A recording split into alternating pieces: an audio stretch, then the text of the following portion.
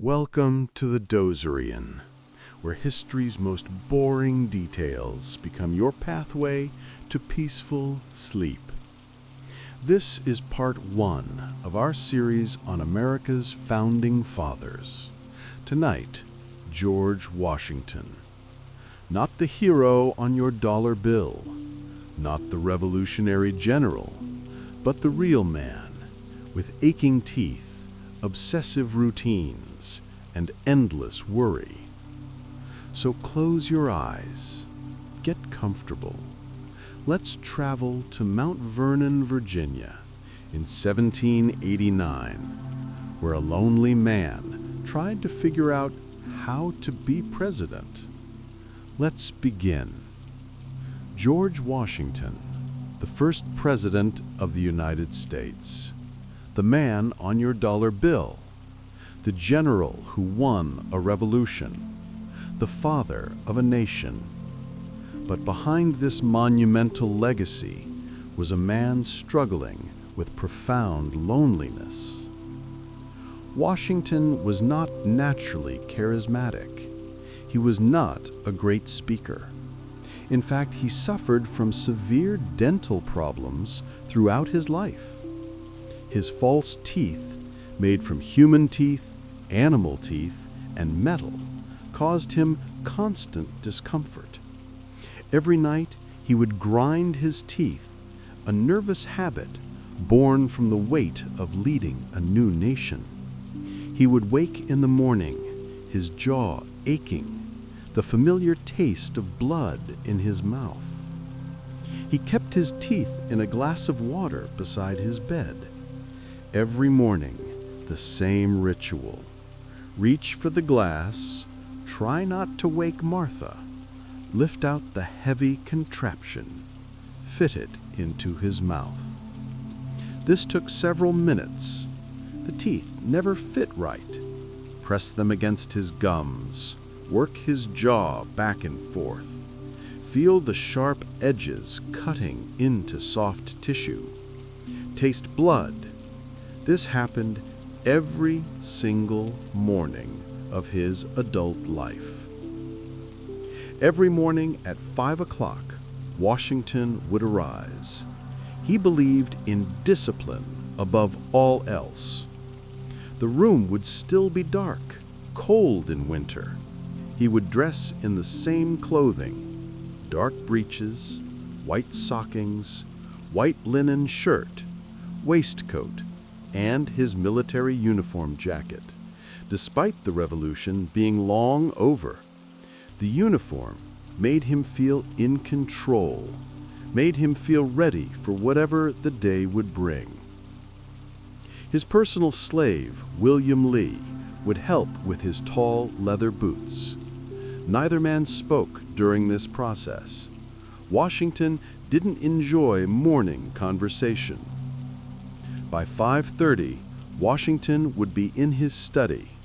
He would light a candle, sit at his wooden desk, and begin his morning ritual. First, the weather journal. Washington was obsessed with weather. He recorded temperature, wind direction, and sky conditions every single day for over 40 years. Every single day. Morning, 42 degrees, wind from northwest, clear sky. 10 minutes on these entries, carefully forming each letter, making columns line up properly. This was meditation for him. This was peace. Then he would drink a cup of strong coffee and sit alone in his study, watching the sunrise over Mount Vernon. These were perhaps his only peaceful moments. Washington was a man of routine. Breakfast at 7, work until noon, a midday meal, more work until evening, dinner at 3 o'clock in the afternoon. Breakfast never varied. 3 small hoe cakes, cornmeal pancakes with butter and honey, 1 cup of black coffee. No cream, no sugar. The hoe cakes were difficult to eat with false teeth. Cut into small pieces. Chew carefully. Swallow slowly. Each breakfast took 20 minutes. Martha would finish in 10 and sit quietly, waiting. They would talk about simple things, the weather, the servants, what needed repair. Martha never asked about politics, never asked about his fears. She simply existed beside him, steady and constant. After breakfast, Washington would walk every day, no matter the weather. 5 miles around his plantation, 90 minutes. He walked to inspect fields, but really, he walked to be alone. By 9 o'clock, the real work began, the correspondence. As president, Washington received dozens of letters every day. Official business, people asking for favors, jobs, money. He felt obligated to respond to every single one. He ate the same foods repeatedly, bland, simple meals, nothing exotic, nothing that might distract from his duties. Washington was not a natural writer. Words came slowly. He would sit for hours crafting responses, write a sentence, cross it out, rewrite it again, cross it out again. He worried constantly about how his words would be interpreted. One wrong phrase could damage the presidency, make people lose faith in the government. There was no blueprint, no former presidents to consult. Every decision created precedent. He felt the weight of every moment. He was obsessed with his appearance, not out of vanity, but out of a need to project strength. Every morning, his hair was carefully styled and powdered. His clothes were immaculate. His posture was rigid.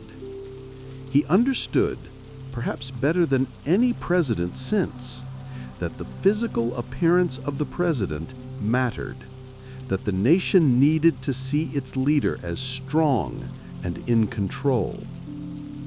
But in his private moments, Washington was deeply insecure. He had no formal education.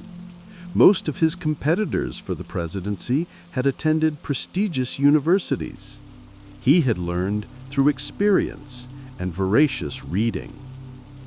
Late into the night, he would read history books, philosophy, military strategy. He read to convince himself that he was worthy of the position he held. But no matter how much he read, the feeling never went away. The feeling that he was a fraud, that someone would realize he didn't belong. Lunch was brief: cold meat from the previous night, some bread, a glass of small beer. He would eat at his desk, quickly, mechanically, thinking about the next task. Sometimes, Martha would bring him tea. She would set it on his desk without speaking and quietly leave. These small gestures kept him going. The afternoon stretched on. More letters, more decisions, more tedious administrative work that no one would remember. Washington suffered from what we might now call depression. He withdrew from social gatherings. He found small talk exhausting. He preferred the company of his wife Martha to the endless stream of dignitaries and politicians who came to visit. With Martha, he could be silent. They would sit together in the evening, and the silence between them was comfortable. It was home. She understood him. She never asked him to explain his moods. never demanded that he be anything other than what he was. Her presence was a steady anchor. Dinner was served at 3 o'clock in the afternoon, the formal meal. Washington dreaded it. There were always visitors, dignitaries, foreign ambassadors, politicians, people who wanted to meet the great Washington. He would sit at the head of the table, eating slowly, listening to others talk, occasionally nodding or offering a brief comment. The meals were elaborate, multiple courses, fine wines, but it all tasted the same. The false teeth made eating embarrassing. Food would get stuck. Gums would bleed. He learned to excuse himself between courses, to adjust his teeth in private. He learned to smile without opening his mouth, to speak without moving his lips too much. Every interaction was performance, exhausting. By 6 o'clock, if fortunate, visitors would leave. Washington and Martha would retreat to his study. These were the best hours. She would work on sewing. He would read or write in his diary. Neither felt compelled to fill the silence. The quiet was comfortable. Washington's diary entries were brief, factual, no emotions. Clear and pleasant. Thermometer at 52 in morning. Dined with Spanish minister. Discussed trade. He never wrote about feelings, never admitted fears on paper. The diary was simply a record, nothing more. He was terrified of failure, not for himself, but for the nation. He lay awake many nights, wondering if he was making the right decisions, wondering if the government he was building would survive, wondering if history would judge him harshly. Washington went to bed at 9 o'clock. Early to bed, early to rise. Another inflexible routine. Washington had a fierce temper. Few people knew this about him. He prided himself on control, but there were moments when his anger would erupt. Yet despite all this internal turmoil, Washington presented a calm, steady exterior. This is perhaps his greatest legacy, not the battles he won or the nation he founded, but his understanding that leadership requires a certain emotional discipline, that a president must contain his doubts and his fears so that the nation might feel secure, that people need to believe their leader is in control, even when that leader feels anything but. Day after day, year after year, the same routine. Wake at 5, record the weather, breakfast, walk, work, dinner, evening, sleep. Repeat. And so the days passed for America's first president, one identical to the last. The same breakfast, the same walk, the same aching jaw, the same fears whispered in darkness. This was the life of George Washington. Not glorious, not heroic, just a man with bad teeth and constant worry, trying to hold together something that had never existed before. In Part 2, we'll meet Thomas Jefferson, his obsessive measuring, his endless record-keeping, his lists upon lists upon lists. But for now, let these details wash over you. The routine, the repetition, the simple rhythm of one man's ordinary life. The weather was recorded, the letters were written, the sunrise was watched again and again. Sleep well. The Dozerian will return with Part 2. Good night.